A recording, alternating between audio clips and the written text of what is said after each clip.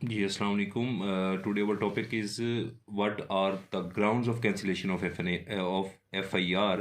तो इसमें हम सबसे पहले देखेंगे कि क्वेश्चन द एफआईआर क्या है, उसके बाद फिर हम ग्रेजुअली चलेंगे, फिर भी देखेंगे कि बर्डन ऑफ प्रूफ किस पे आता है, उसके मेन ग्राउंड्स क्या होने चाहिए, क्वेश्चन हाई कोर्ट कैसे कर सकता है और मजिस्ट्रेट कैसे कैंसिलेशन कर सकता है एफआईआर की, और पुलिस क्या जो है प्रोसीजर फॉलोअप करेगी, और उसके बाद फिर लीगल एक्शन क्या लिया जाएगा, उसको समराइज़ कैसे करेंगे।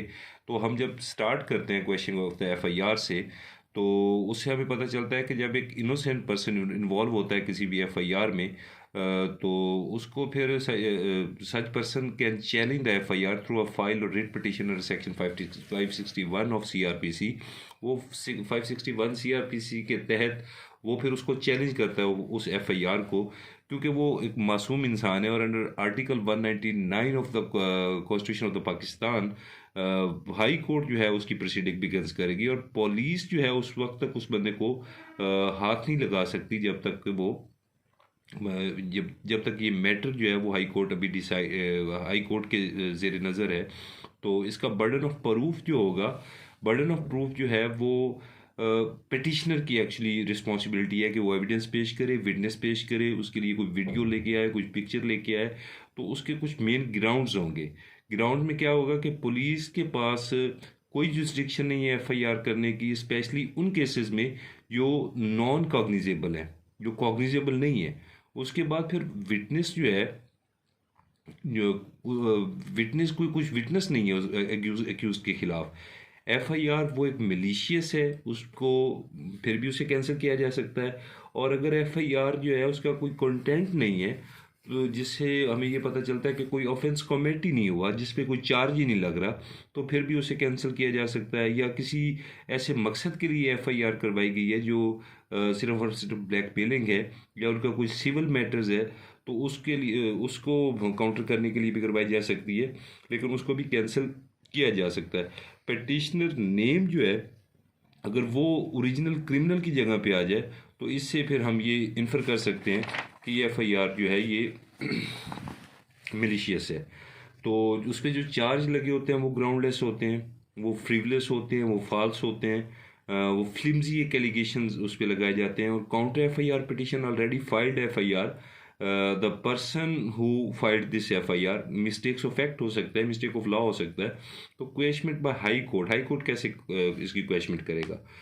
तो कंप्लीट सेटिस्फेक्शन के बाद हाई कोर्ट जब मुकम्मल इसको देख लेगा कि एफआईआर जो है वो ट्रू नहीं है और इलीगली लॉन्च करवाई गई है, उसकी जो रीजंस हैं वो मिलिशियस हैं, और इसका मकसद सिर्फ और डिफेम और ट्रबल पैदा करना है पेटिशनर के दरमियान, तो फिर हाई कोर्ट जो है वो क्वेश्चमेंट करेगा एफआईआर की।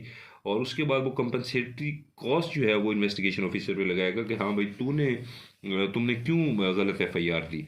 उसके बाद फिर हम कैंसिलेशन, अगर मजिस्ट्रेट के पास जाए तो कैंसिलेशन मजिस्ट्रेट भी कर सकता है, लेकिन आफ्टर इन्वेस्टिगेशन, जब उसे भी पूरी तरह सेटिस्फैक्शन हो जाएगी कि पुलिस ने ये जो एफआईआर ये फॉल्स एफआईआर है, और उसके बाद फिर पुलिस को वो कहेगा कि 24.7 जो मेंशन है रूल 1934 में, उसे अडॉप्ट किया जाए, उस प्रोसीजर को अडॉप्ट किया जाए।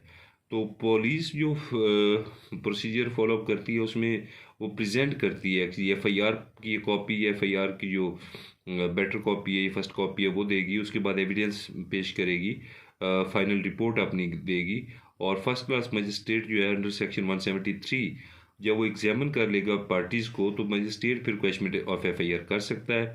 तो ये एक्चुअली हाई कोर्ट के रूल्स के तहत होगी। फिर उसके बाद वो लीगल एक्शन लिया जा सकता है अंडर सेक्शन 182 ऑफ पाकिस्तान। जो पुलिस ऑफिसर है वो लीगल एक्शन ले सकता है उस इन्फॉर्मर के खिलाफ जिसने उसे गलत इन्फॉर्मेशन दी।